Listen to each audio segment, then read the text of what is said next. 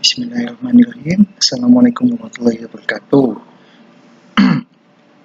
Nah, untuk video kali ini saya akan mensosialisasikan soal tentang al-hadis.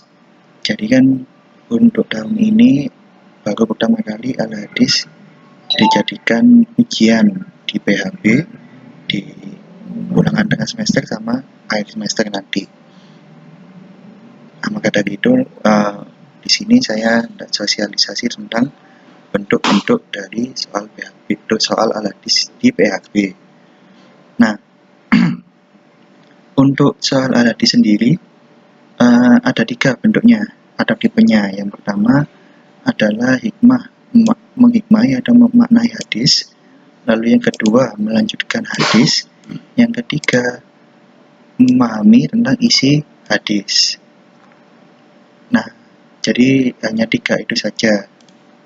Lalu kemudian hadis yang akan diujikan di PHB ada 7 ya. Mulai yang hadis pertama sampai hadis ke-7 yang ada di buku kecil kalian. Nah, untuk yang hadis ke-6 sama ke-7 ini ada di modul tugasnya, nanti jangan lupa dikerjakan. Untuk hadis yang pertama sampai ke-5 ini sudah kita bahas bersama-sama dan sudah saya kasih tugas di classroom gitu kan. Oke, lanjut ya. Untuk di PHB ada 20 soal dan pilihan ganda. Jadi karena ini pilihan ganda keuraian, insya Allah lebih mudah untuk kalian mengerjakan. Akhirnya tidak perlu menghafalkan semua hadisnya ya bisa, asalkan kalian bisa tahu tips dan triknya untuk mengerjakan seperti apa. Oke, untuk yang menghikmai atau memaknai hadis.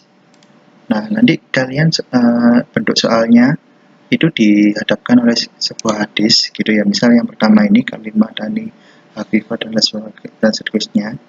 Nah, nanti kalian diberi pertanyaan, hikmah dari hadis ini apa? Nah, gimana cara atau kunci dari jawabannya agar bisa menemukan jawabannya? Nah, kalian coba cari kata kunci dari hadis itu saja. Misal yang pertama kalimat yang dengan diucapkan tapi berarti timbangan. Maka misal Ustadz contohkan kata kunci di hadis ini adalah kalimatani. Berarti kan kalimatani ya. Ya kalimat itu sendiri kan. Berarti kalau misalnya ada hadis yang ada kata-kata kalimatani ini, maka pasti berkaitan dengan kalimat yang dengan diucapkan tapi berarti timbangan. Gitu kan hadisnya, selesai.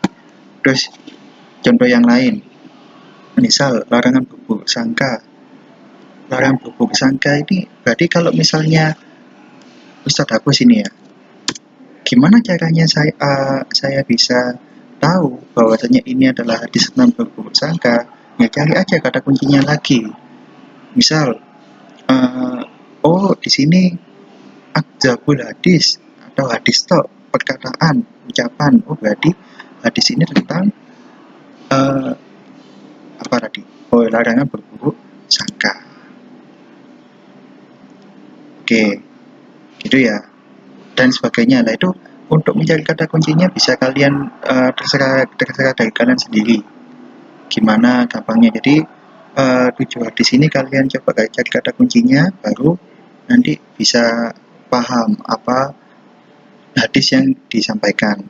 Misalnya yang kedua ini gampang, ummuka abuka, pasti tentang orang yang paling utama untuk kita berbuat baik kepadanya. Bisa itu untuk yang tipe soal hadis nomor 1, memaknai atau menghikmai hadis. Lalu yang kedua melanjutkan hadis.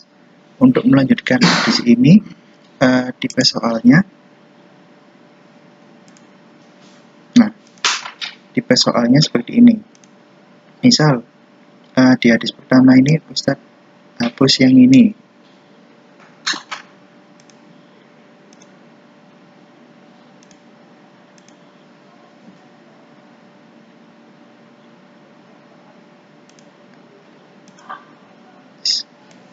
Nah, Ustadz hapus yang ini ya. Nah, tugasnya kalian adalah menemukan kira-kira apa kata selanjutnya dari hadis ini yang dihilangkan. Seperti itu. Nah, nanti ada pilihannya A, B, C, D.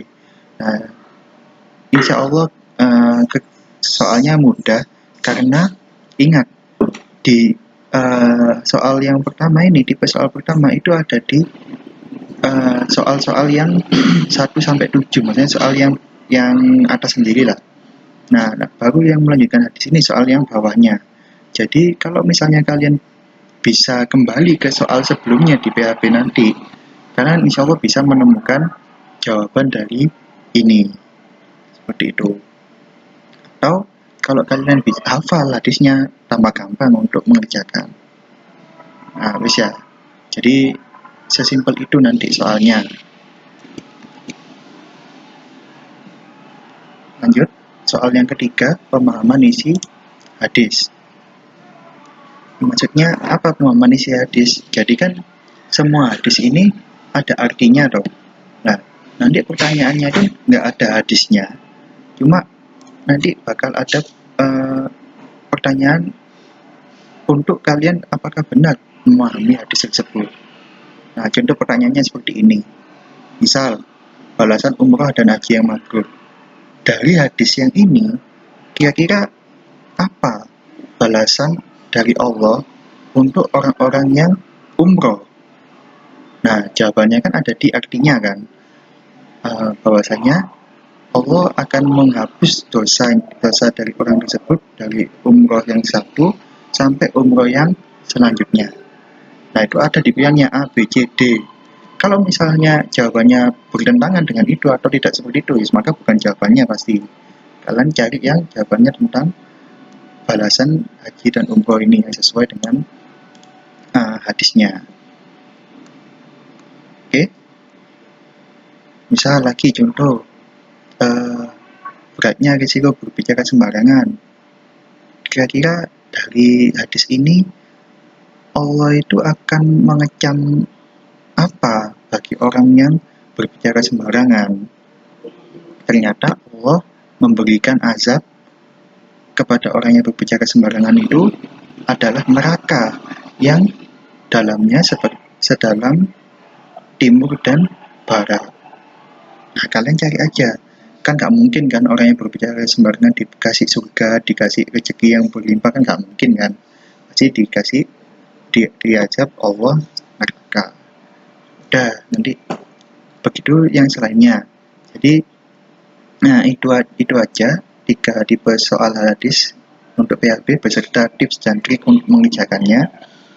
Harapannya kalian semua lebih baik menghafalkan hadisnya agar lebih lancar. Tapi kalau misalnya tidak hafal tidak apa-apa, yang penting kalian mau niat untuk mencari cara gimana agar bisa menjawab soal-soal yang di PHP tersebut.